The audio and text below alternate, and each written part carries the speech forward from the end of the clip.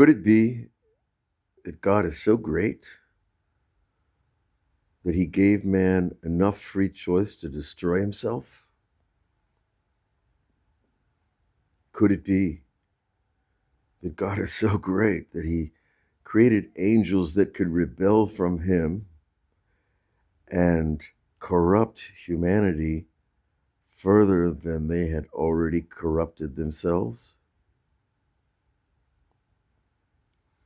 Could it be that the corruption of humanity with non-human genetics, angelic genetics, that combination is still alive in the genetic code of humanity today? Could it be that the behavior of the original non-human intercessories that entered the human bloodstream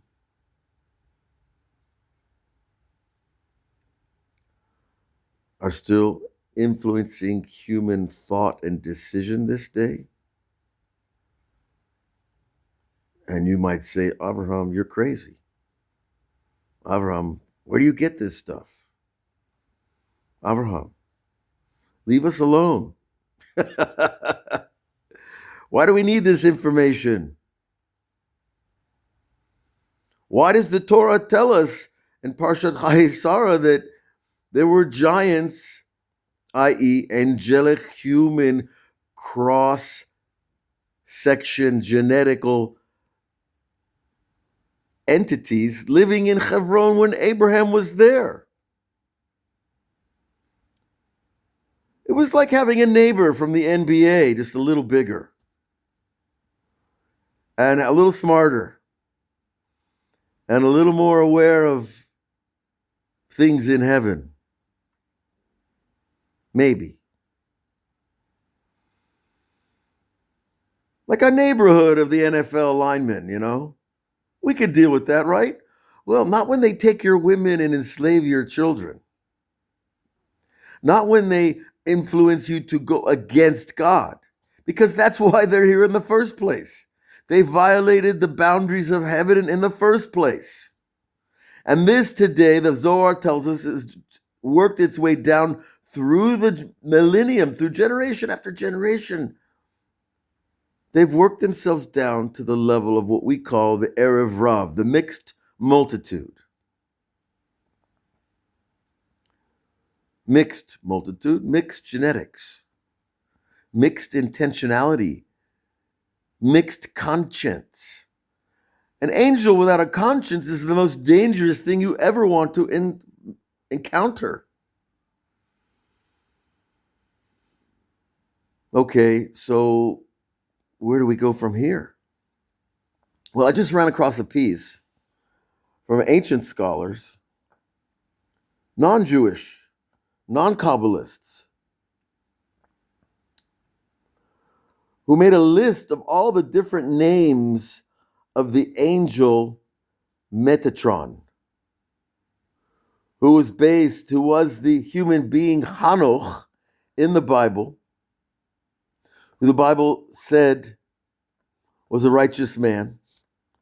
And the oral Torah teaches us about his righteousness and what he went through to become a leader. He was 7 years scorned, and he lived in a cave. People threw rocks at him, tried to kill him, because he was preaching about one God, and they don't want to hear about one God. They know if they know that there's a one God in heaven, he's not down here, leave us alone. And some people don't want to hear about it at all.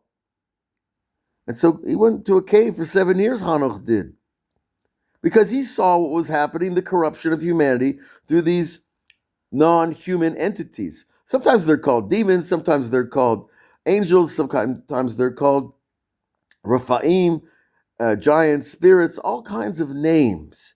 But don't get confused by the names. The source is the same. If you read the book of Hanoch, you can get it online, you'll hear it all. But you still have to use your brain to extrapolate through the generations the thoughts and the practices and the ideas that they poison the human race with. Molech, sacrificing children to prevent disaster. Well, what's more disastrous than sacrificing children? Manipulating science, manipulating the environment, instead of working with the perfect system that God gave us, trying to go around it through science. Until this day, certainly in its greatest expression of technology today. So Hanoch, he appears in Greek theology, or mythology, let's call it. Makes people feel better, right? Whether you worship it as a god or as an erudite discipline in university, it's still the same thing. Hanoch in the Greek tradition was Hermes. And he had names throughout the modern cultures of the time. They were modern cultures. They're not running around today, except in the the world history, mythology, world religions classes, at the universities. Most people don't learn this stuff. But when you see the name of the original Jewish sage that became, because he left his body because of God's will, and elevated him to the status of an angel, a holy one, not an unholy one. The only holy ones you want to stay away from, leave them in the movies, because they're your worst enemy. And sometimes they infiltrate the leaders of this world.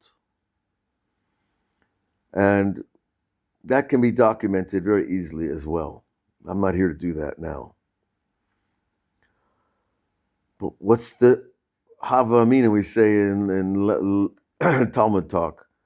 What comes out of all this? What do we do with it? We take responsibility, because we are still trying to fix what was destroyed in the beginning, from Adam down. Every human being, the Midrash and the Kabbalah teaches us that every human being was present at the original sin, because we were all part of one master soul called Adam, a collective soul. So we all had a tiny spark there. And most everybody said, eat. That apple looks good. It's your wife. You can't let her die. You can let her go on alone. So we're all responsible to fix what was destroyed, every person at his level, in his place. That's easy enough to swallow.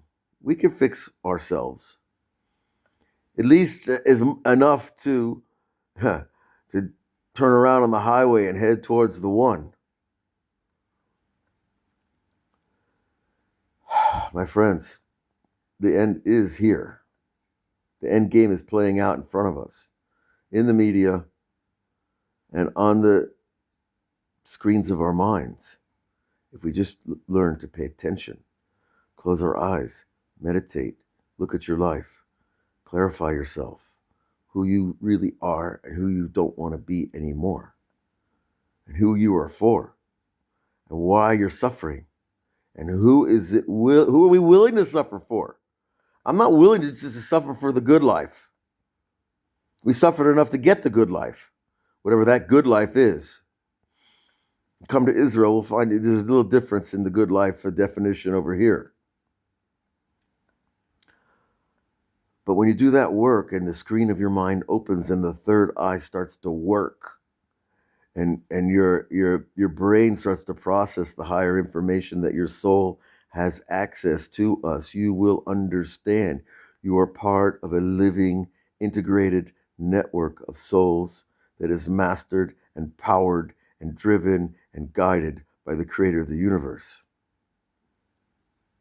And whether you're in your body, you're out, you're somewhere where we have responsibilities. Let's have responsibility to the goodness, to the source that we came from before the angels corrupted us and before we corrupted ourselves. And that's the main fixing, taking responsibility. What will be, will be. We get to the door, the pearly gates, your card is stamped. One who took responsibility to do his best. you're in good shape. Bless us all to be in good shape on a day like that. And we don't know how far away it is. God bless you all.